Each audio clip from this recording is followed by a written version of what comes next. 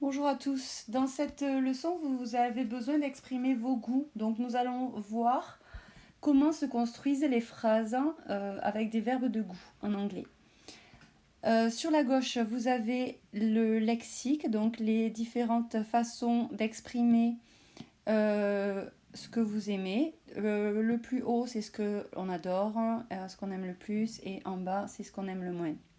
Donc c'est classé.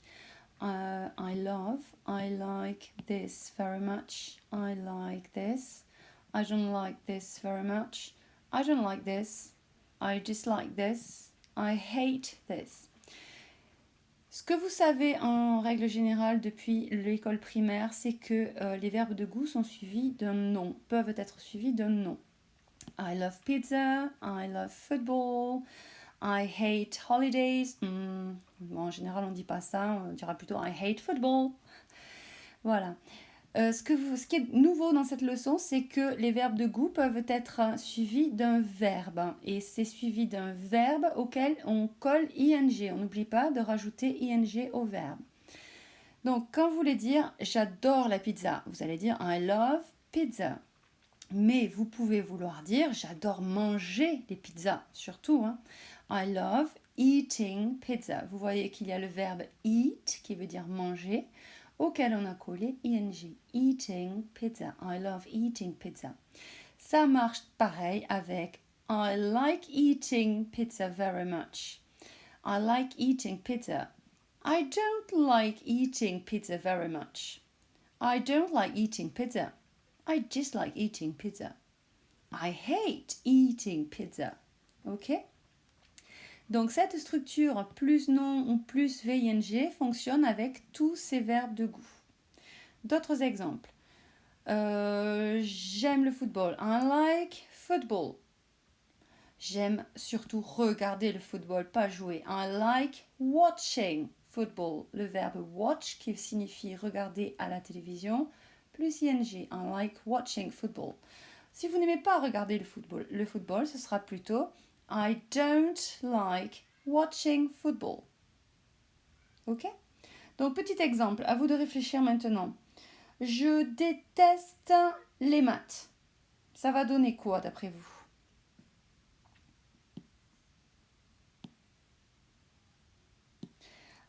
I hate maths. Very good. I hate maths.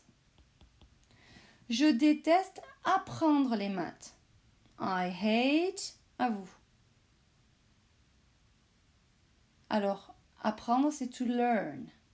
On prend la base verbale learn et on n'oublie pas de rajouter ing. Très bien. I hate learning maths.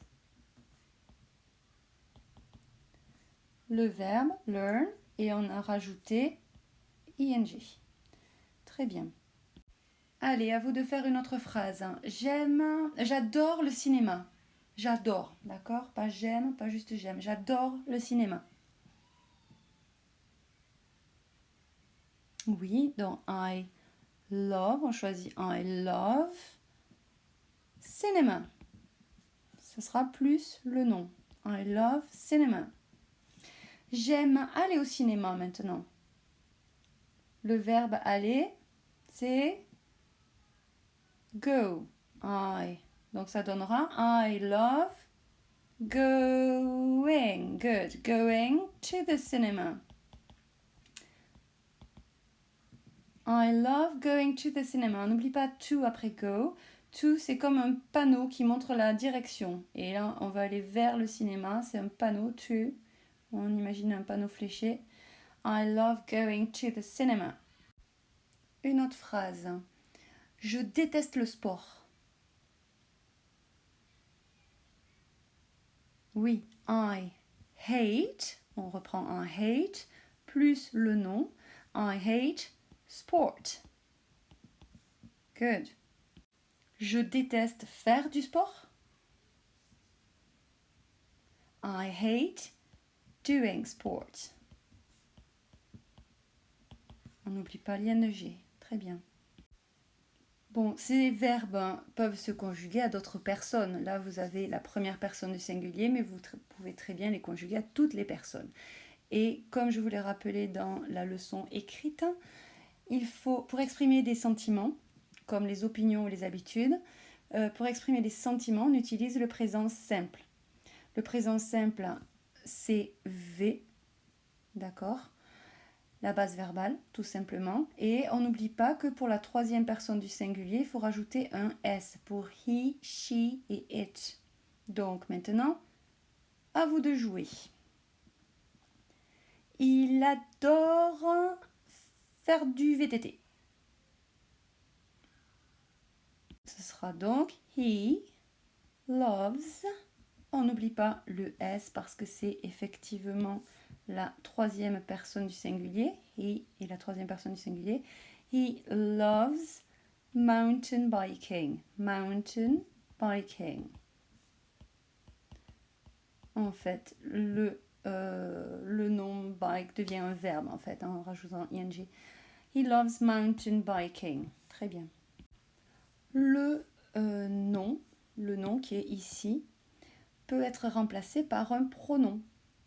Alors, on va voir ça dans le prochain exemple. À vous de jouer encore pour la traduction. Je compte sur vous. On complexifie un petit peu.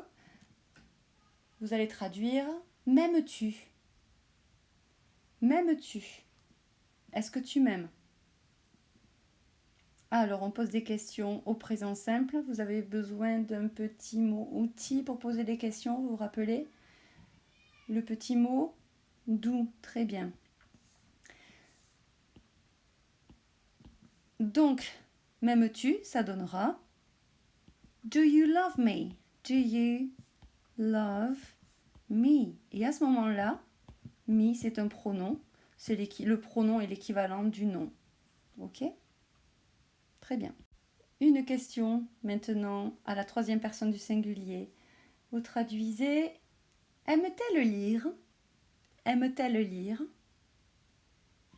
Donc pour poser des questions, nous avons besoin de l'auxiliaire du petit mot do. Attention, aime-t-elle lire? Elle, c'est la troisième personne du singulier. On a besoin du S. Comme on avait déjà vu, attention, quand il y a le petit mot do, il fonctionne comme un aimant et c'est lui qui absorbe, qui prend le S. Le S ne sera plus sur le verbe. Donc, vous me proposez comme traduction? Oui. Does she like reading? Does, on pense au S. Does she like reading? Vous voyez que le S n'est plus sur like. Il a été attiré par do, qui fonctionne comme un aimant. Très bien. Allez, les deux dernières phrases à traduire. Il n'aime pas la musique. Ils, au pluriel. Ils n'aiment pas la musique. They, c'est une phrase négative au présent simple. On a besoin du petit mot do aussi. They don't like music. They don't like music. Si vous aviez eu, ils n'aiment pas écouter de la musique, vous auriez mis they don't like listening, listen qui veut dire écouter, listening to music. Voilà, ce sera tout pour ces révisions, cette petite leçon sur les goûts. À vous de vous entraîner et de faire les exercices pour ne pas oublier. Il faut pratiquer. Bye bye!